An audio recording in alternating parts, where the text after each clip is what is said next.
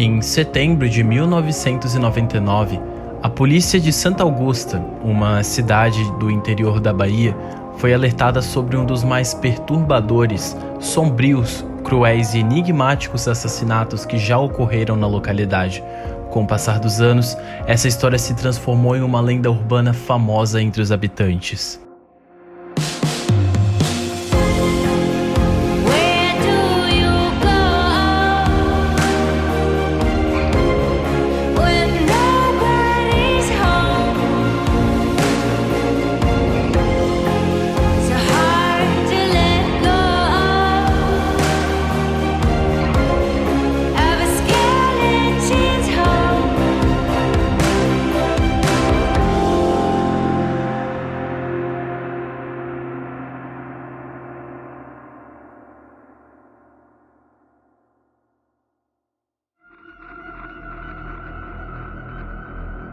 Francisco da Silva Rodrigues vinha de uma origem humilde, compartilhando um quarto com seus 6 irmãos mais velhos.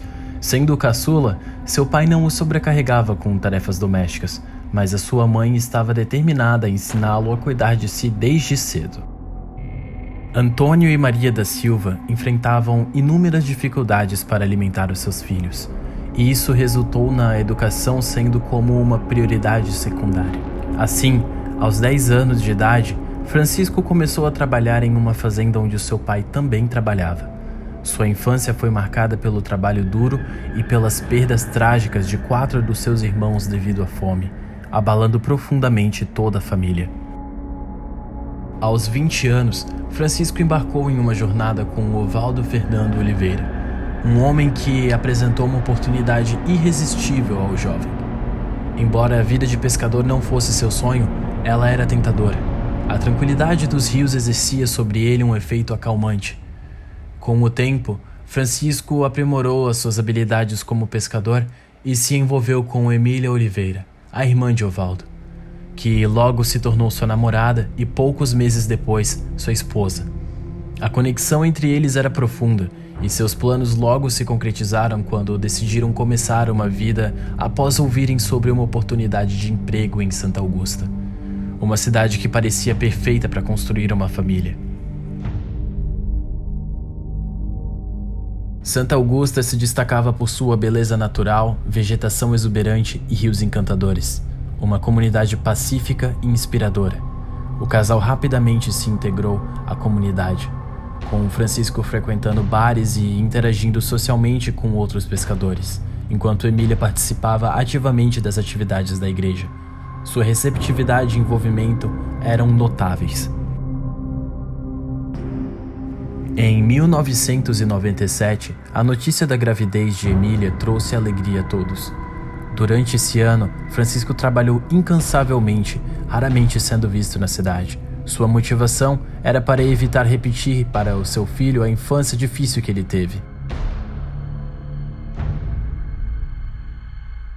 Em 1998, a família se adaptou ao novo membro, Lucas.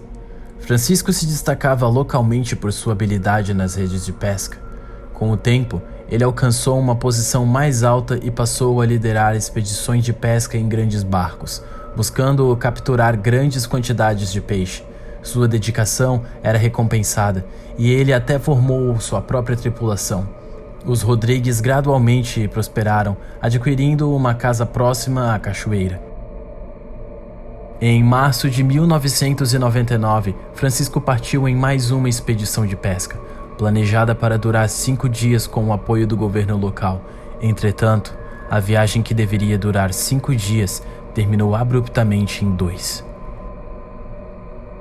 Na noite de 17 de março de 1999, os sinais do navio Bela Vista anunciaram a chegada antecipada ao pier.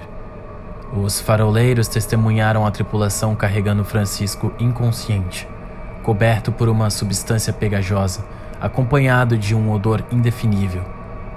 Os tripulantes relataram que Francisco desapareceu durante a noite, quando o navio passou por uma névoa densa. Apesar das buscas exaustivas, ele não foi encontrado até que seu corpo fosse descoberto boiando a 3 quilômetros de distância. Francisco estava extremamente desnutrido evidenciando semanas de privação alimentar.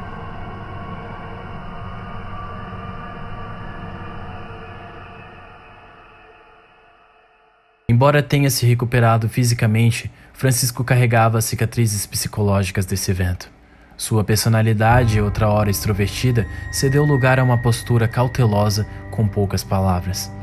Ele e sua esposa abandonaram suas atividades sociais habituais, mergulhando em um isolamento que suscitava especulações na cidade. Algo sombrio estava em curso naquela casa distante da comunidade. Em 11 de agosto de 1999, Ovaldo Fernando de Oliveira desapareceu durante uma manhã de pesca. Seus amigos mais próximos relataram que ele estava agindo de uma maneira estranha. Ovaldo dizia que estava buscando uma suposta música que ouviu meses atrás em uma de suas viagens no alto mar. Ele foi encontrado a quilômetros de distância do local de seu desaparecimento. E como Francisco, também estava coberto por uma substância pegajosa e um odor indefinível. Emília, a irmã de Francisco, ficou horrorizada ao ver que seu irmão agia agora da mesma maneira que o seu marido. No dia 17 de agosto, o corpo de Ovaldo Fernando de Oliveira foi encontrado próximo ao rio São João. Os policiais disseram que haviam marcas de golpes no crânio e fortes arranhões no peito e pescoço. Os olhos estavam esbugalhados e o rosto inchado. Ovaldo foi estrangulado, mas antes espancado. Um crime bizarro que deixou a cidade em alerta e com dúvidas. Os habitantes de Santa Augusta agora tinham medo de frequentar quaisquer lugares que fossem sozinhos, já que a cidade nunca teve um histórico de criminalidade. E um crime tão grotesco e sujo como aquele assustou todos os moradores, deixando a polícia em alerta. Poucos dias após o assassinato de Ovaldo, Emília mudou completamente o seu comportamento. As pessoas disseram que ela andava desesperada, dizendo que o que havia matado seu irmão não era natural e que estava atrás de seu marido. Alguns dos moradores disseram ter visto marcas de hematomas no braço direito da mulher.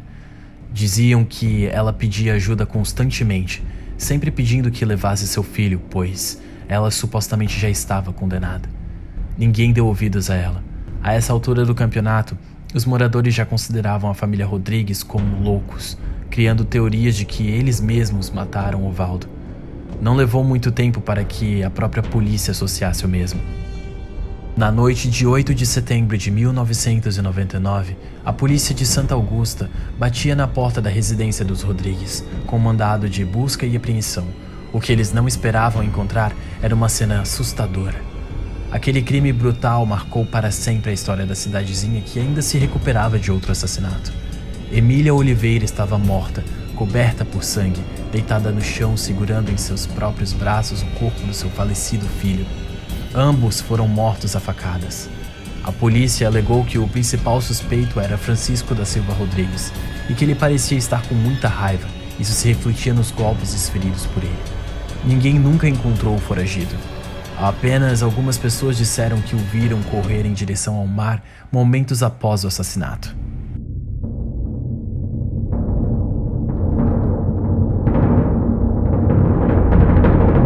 O caso foi apurado e logo se tornou uma lenda urbana. O que estou prestes a contar agora é a versão não oficial dos fatos. Relatos dos moradores que podem ou não serem verdade.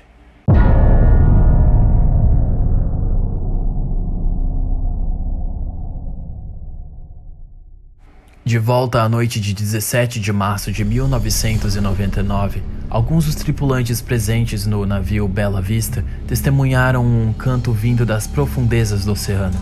Um canto majestoso que se propagava por todos os lados. Isso foi momentos antes do desaparecimento de Francisco. Nem todos os tripulantes confirmaram essa versão da história. Janete Moraes, uma das vizinhas dos Rodrigues, disse que em uma das últimas visitas de Emília à sua casa, ela relatava que Francisco estava começando a agir de maneira estranha.